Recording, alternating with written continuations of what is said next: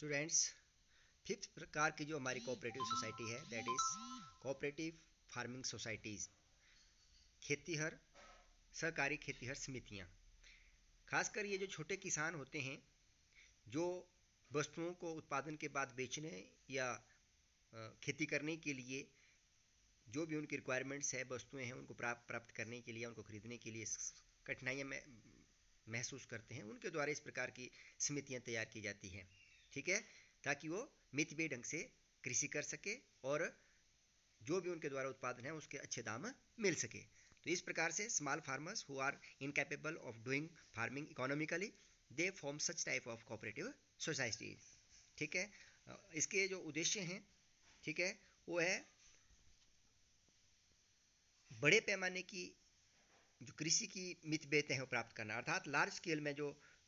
कृषि के फायदे हैं, अर्थात जो प्रोडक्शन की जाती हैं उनको सोसाइटी के माध्यम से इकट्ठा किया जाता है और फिर जब अधिक मात्रा में वो वस्तुएं बिकती हैं बाजार में तो उनके अच्छे दाम उनको प्राप्त होते हैं। ऐसे अकेले अकेले बेचेंगे तो उनको तक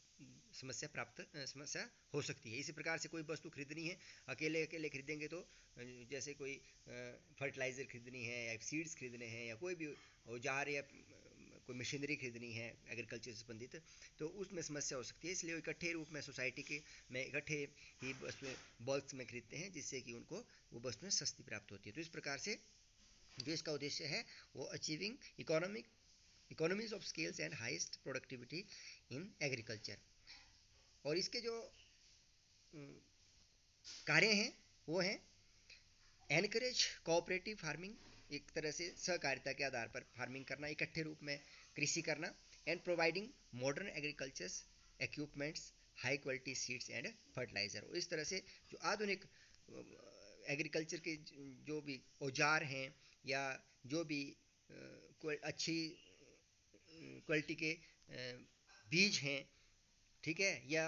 खाद प्राप्त करना, इस प्रकार की जो वस्तुएं हैं उनको प्राप्त करने के लिए सोसाइटी के माध्यम से कार्य किया जाता है। और इसकी दूसरी जो विशेषताएं हैं वो है कि ये जो सोसाइटीज़ होती हैं, the society play a significant role in getting the members rid of the drawback of the small scale farming. और जो छोटे स्तर पर उत्पादन होता है या क्रियाएं की जाती हैं तो उनसे छुटकारा पाया जाता है और लार्ज स्केल में प्रोडक्शन की जाती है। लार्ज स्केल में ये वस्तुएं खरीद के वो वस्तुएं सस्ती पड़ती हैं और जब बेची जाती हैं तो उनको अच्छे दाम प्राप्त होते हैं। इस तरह से ये पांचवें प्रकार की कोऑपरेटिव फार्मिंग सोसाइटी थी। और लास्ट में है कोऑपरेटिव हाउसिंग सोसाइटीज़, सरकारी गृह समितियाँ। आम लोग जो जिनको रिहाइश की समस्या रहती है, अर्थात उनके पास अपने मकान नहीं है लेकिन वो मकान प्राप्त करना चाहते हैं, ठीक है ना, तो इस प्रकार के जो general persons who want to have residential house, ठीक है ना, उस प्रकार के जो लोग हैं वो इस तरह की सोसाइटी तैयार करते हैं और उस सोसाइटी के माध्यम से चाहे वो ज़मीन के रूप में प्लॉट की लेने की बात हो या मकान का निर्माण करने की बात है, उस सोसाइटी के माध्यम से मकान का निर्माण किया जाता है, प्लॉट उपलब्ध करवाए जाते हैं सस्ते दामों में।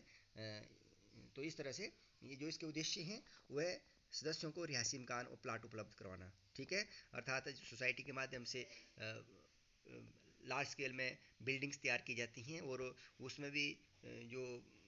लार्ज स्केल प्रोडक्शन या जो भी लार्ज स्केल में परचेजिंग की जाती है उसमें वस्तु सस्ती पड़ती हैं, रॉ मटेरियल सस्ता पड़ता है और बिल्डिंग जो है सस्ते दामों में बना के सदस्यों को सस्ते दामों में उपलब्ध करवाई जाती है। या अगर उनको ज़रूरत है तो ज़मीन इकट्ठे खरीद के फिर प्लॉट के आधार पर उनको सस्ते दामों में प्लॉट्स प्रोवाइड करवाए जाते हैं। इसी तरह से इसकी जो कार्य हैं, ठीक है, सबसे पहले परचेज ऑफ लैंड